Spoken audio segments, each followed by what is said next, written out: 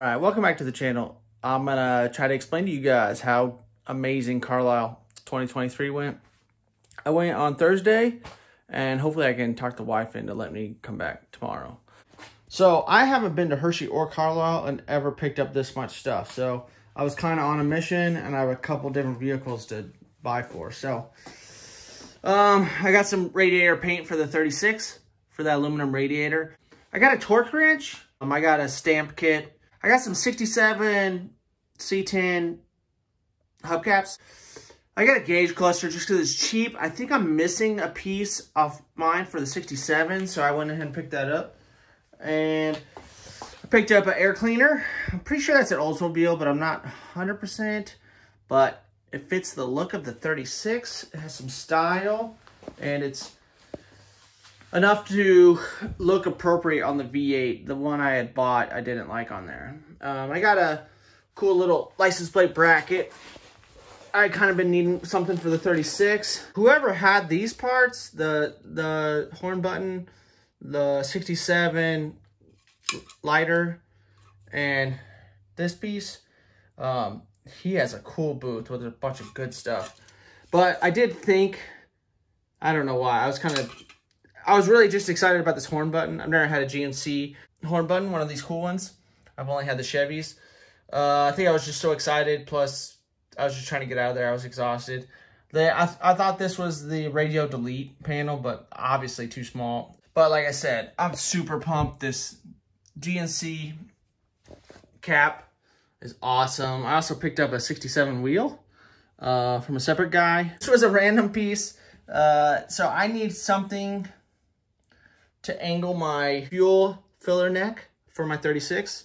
So some guy just had some random exhaust, and so it's 2 1/4. So that way I can bend that angle and get it to set right. Now, the best pick of the day by far was whoever was scrapping their 36 Chevy truck. I'm so happy because I just bought a whole box from him, and it had everything in it. These parts cost as much as the whole box cost. So I was almost thinking about reusing my springs. I'm happy I'm not going to have to now. And I'm not going to have to order new ones and wait, because I'm sure there'll be a back order. But these are all like your retaining springs. I'm not totally sure on this spring, so I'm going to have to look into that one. But obviously that's an old crusty one, and it was in the box. So I don't know if it goes with it or not, but I don't know. It's got all these O-rings and stuff, so I'm going to have to figure out where those go. But it has all the freaking brake hoses. I just got new ones and spent probably, I don't know, 60 bucks on brake hoses. And there's a brand new set in the bag. Also, there's these wheel cylinders, brand new in here. These are the adjustable style, because on the 36, there's no adjuster on the bottom half of your brakes. Brand new brake shoes still in the package.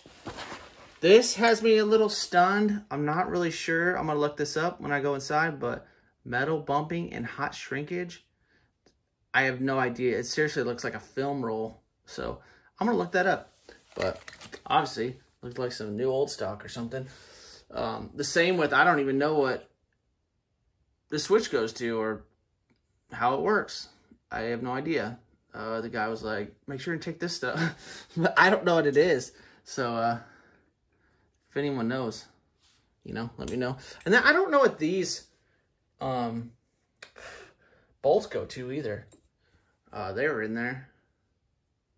So I'm gonna have to look on the brakes and see if there's something I'm missing. But super excited about the GMC cap. Who knows? I might be selling it. I don't ever really plan on having a GMC, to tell you the truth. I do have my 67 Chevy. I've never had one of those, so I'd like to keep it. We'll see. I might sell some things, I might not. Also, what was in that box? This is going to take a minute. So, I obviously am always looking for extra parts for my 36 GMC. It's kind of cool. I get this piece is straight. This is one of your running board holders. Pretty nice to have a straight one, which would have been really handy, because the one I put on the passenger side is a little bent up, so I might switch that out. Also, they got these shims for your pinning angle. And then let's get into my favorite stuff. Brake pedal clutch. Here's a starter lever. Here's another license plate holder, even though I just bought that one. Here is a windshield crank, and it also comes with, I think it's in this one. It's a window repair kit for this. And then let's talk about gauges. So here is extra parts for gauges. Here is 1, 2, 3, 4 speedometers, and then 2 of the smaller gauges. Here's some extra parts for the gauges, and then some extra rings. If anyone knows what this piece goes to, I have no idea. Like I said, I have a GMC, and I don't know where that would go on the Chevy dash, or if it's even supposed to be in that box. Another thing, I have 1, 2, 3, 4 window wiper, you know, motors. I don't even know which one's the right one. I am going to pull the one back out of my GMC eventually.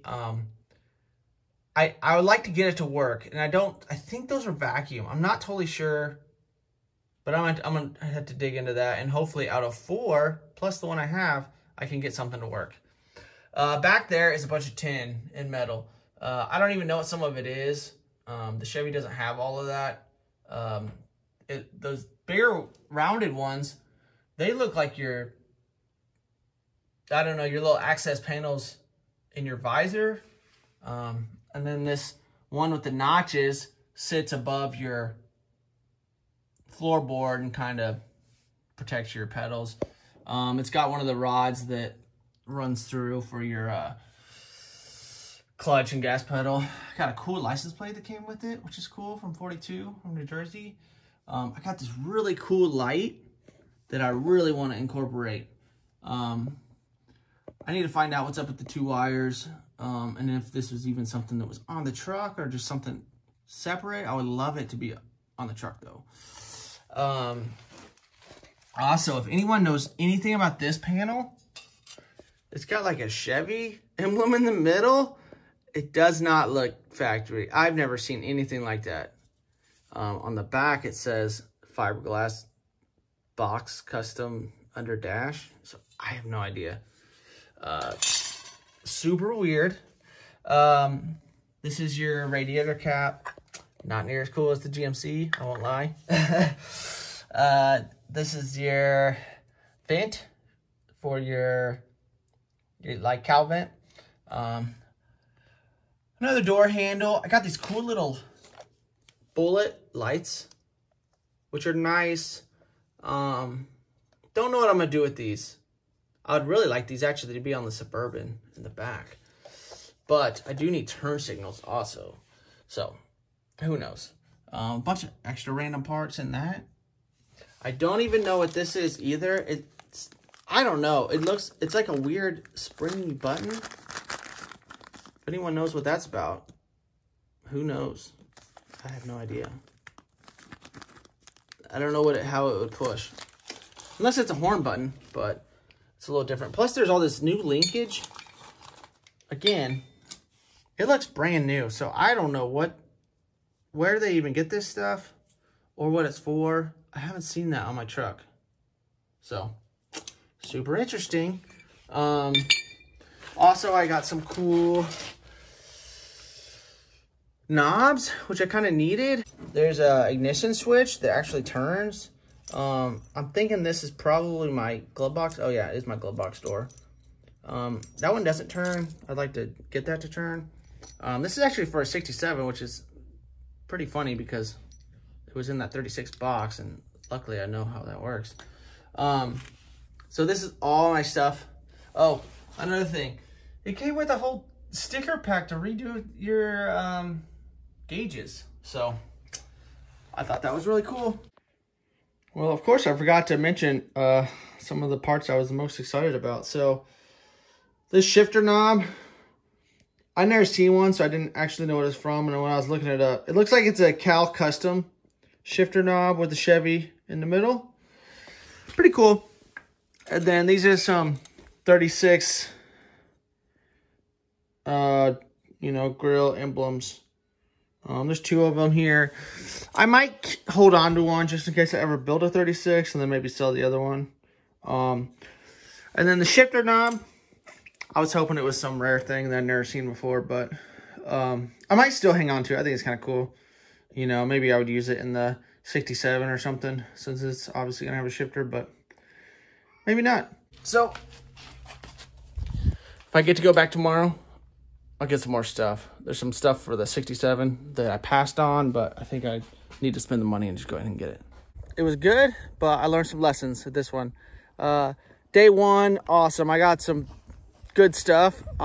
Super excited about for the 36 GMC back here. One of my tips is,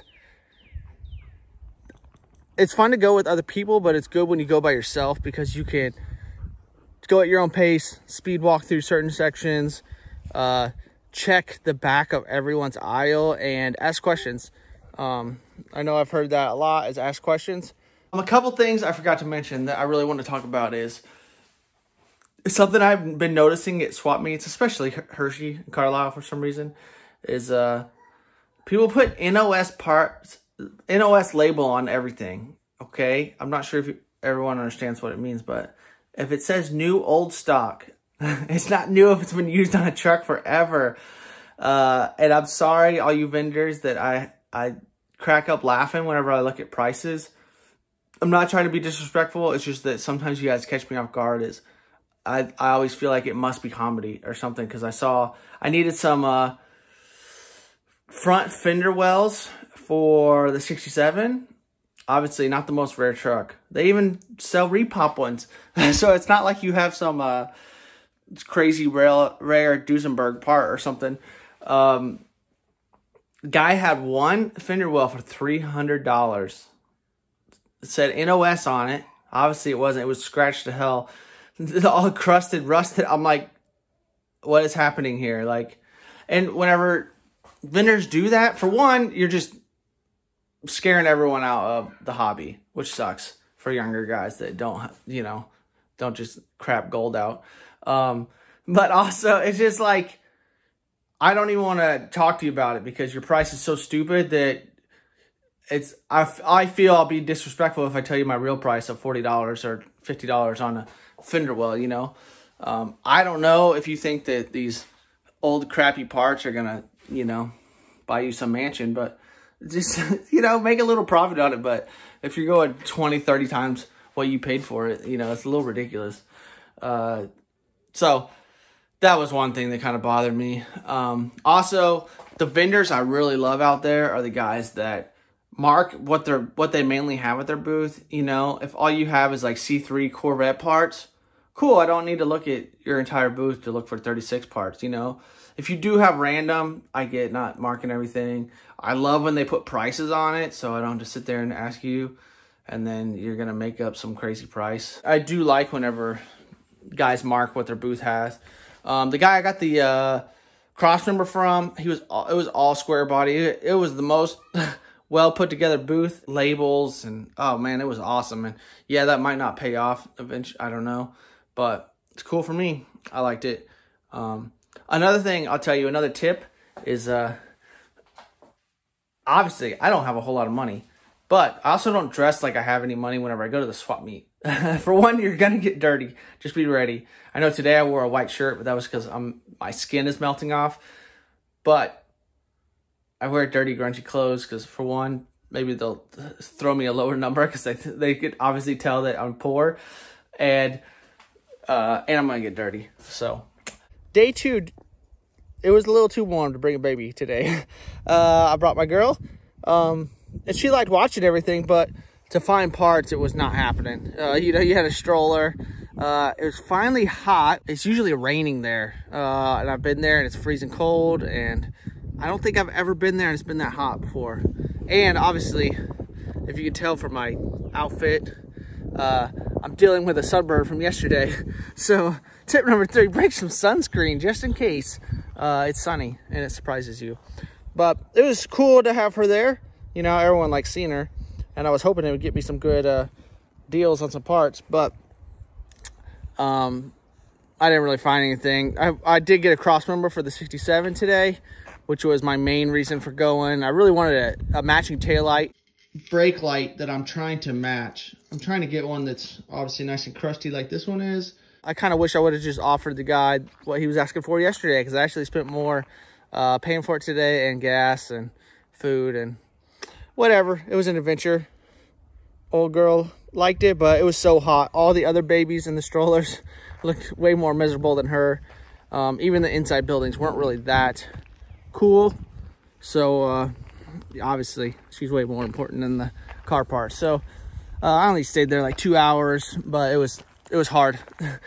Some of the roads are really hard for strollers, and you get to work out in. And then there's people everywhere, and no one's watching where they're walking, so it's kind of hard to maneuver around. So lesson learned. Maybe babies aren't for the swap meet, unless her mom's with us next time. But even then, it's probably not the best decision. So another thing, this swap meet was so much busier than I remember it being any other time I've been there. I've been there quite a few times. Really busy, and it probably is because of the nice weather. Thursday was busy, which kind of surprised me, and today was even busier. I wasn't as productive today just because of her.